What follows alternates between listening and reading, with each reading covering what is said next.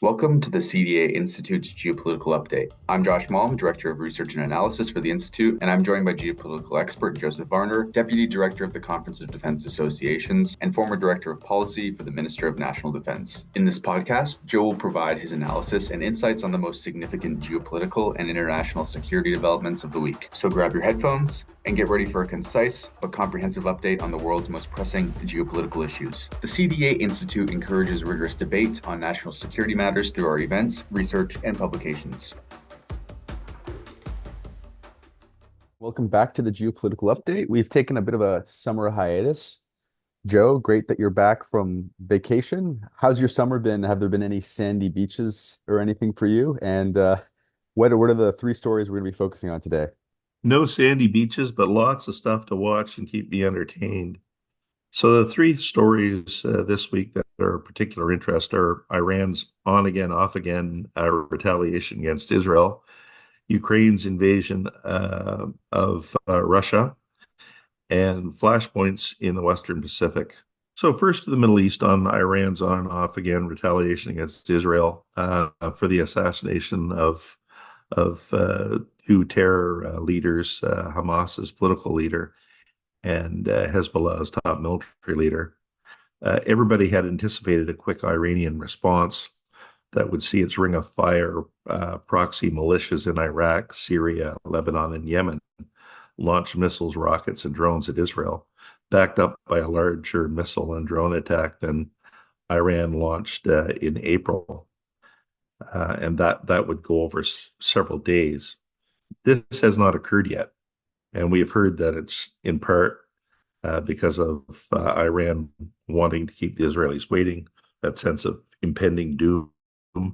We've heard that this is to wait out the buildup of U.S. forces in the region, which are now substantial. And we've heard that Hezbollah and Iran were waiting on the outcome of the ceasefire and hostage negotiations between Israel and Hamas that have been stalled on and are on the verge of collapse and have been for several days. But the truth may be different. The truth may be that Iran is close to having enough material, if it does not have it already, for 1 to 3 nuclear weapons. And its nuclear program is thriving and moving forward, much, much more forward than one would need for an academic program. That it's moved to the weaponization of a nuclear weapon. And Iran has, started to socialize the nuclear issue in Iranian society. Israel has made it very clear that any Iranian missile or conventional strike directed at Israel, like earlier this year on April 13th, will leave Iran's nuclear program open to attack and near the top of Israel's target list. And Iran's supreme leader and military is clearly worried about protecting its nuclear program, and that may be giving Iran pause on how it moves forward with retaliation against Israel. In April, Iran dropped the charade of using its proxy militias to attack Israel and made the strategic mistake, in my mind, of attacking Israel directly from Iranian territory. And no matter what happens now in terms of proxy militia attacks on Israel, Iran is fair game. It's important to remember one thing if you are in Tehran. Half their ballistic missiles launched at Israel on April 13th, I believe it was, failed or blew up on the launch site or crashed somewhere in flight over Iranian territory. So half of their ballistic missiles don't work. And Israel is the foremost military power in the Middle East. It's almost certainly nuclear armed, and it can get to any target it likes in Iran, as we saw in the recent assassination of the Hamas political leader. And Israeli weapons do actually hit their targets. Some remarkable things have been happening in Ukraine the past few weeks. Perhaps you could provide the audience on an update on that front.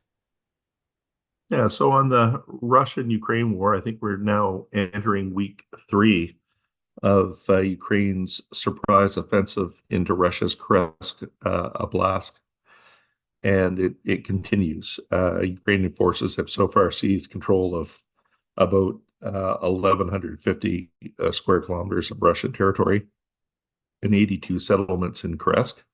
They have had a great strategic boost in showing both the Russians and Ukraine's allies that there's a lot of fight left in Kiev, that they are masters of strategic surprise, intelligence, planning, and operational security. And this is all key to bolstering support in the West ahead of a possible Donald Trump presidency and war fatigue in other NATO countries. And that's kind of the positive side of Ukraine's offensive. And more concerning is that Ukraine appears to have committed its strategic reserve to take this buffer zone in Russia, and that has not really lessened the pressure on Ukrainian forces in the south, in the Donbass and elsewhere. Those front lines are still under pressure, still facing constant Russian attack. Those Russian forces are under pressure, still facing constant Russian attack. They haven't had a lot of rotation of those troops, and those forces have been weakened. And so the Ukrainian front line is still under a lot of pressure in the Donbass and to the south. And we can likely expect the Russians to really pound the Kursk salient with artillery, missiles, and drones, and bring more forces into the area to put pressure on the Ukrainians to withdraw. Whether that gives Ukraine any breathing space is yet to be seen, but it's unlikely that this Ukrainian offensive in Russia will achieve great things in and of itself. It might in conjunction with other Ukrainian operational successes down the road, but not right now. It does seem that the Ukrainians have some Russian forces cornered with their backs to the major river in the area, and that they may have encircled these Russian forces, and that the Russians are increasing as of today more of their units in the area. But it's important to remember that this war is an attritional war at this point, and the numbers are still on the Russian side, without some sort of decisive events or some sort of decisive event by the Ukrainians that cause the Russians a real heartache, and we haven't seen that to date. Joe, often when we discuss the Pacific or Indo-Pacific, in that theater, we are talking about the tensions between China and Taiwan, and potential U.S. involvements, were there to be some kind of incursion between the two.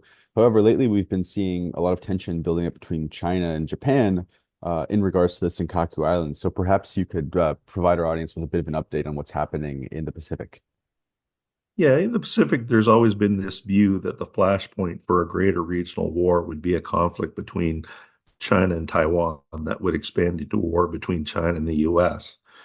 But more flashpoints, as you point out, have started to emerge or have been emerging.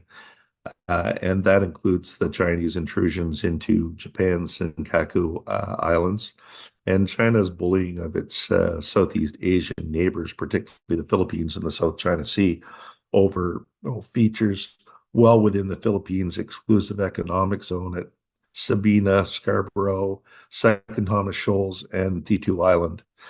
And this week, China's Coast Guard, which is essentially a Coast Guard in name only. The ships are painted white, but they are used in what are called gray zone tactics.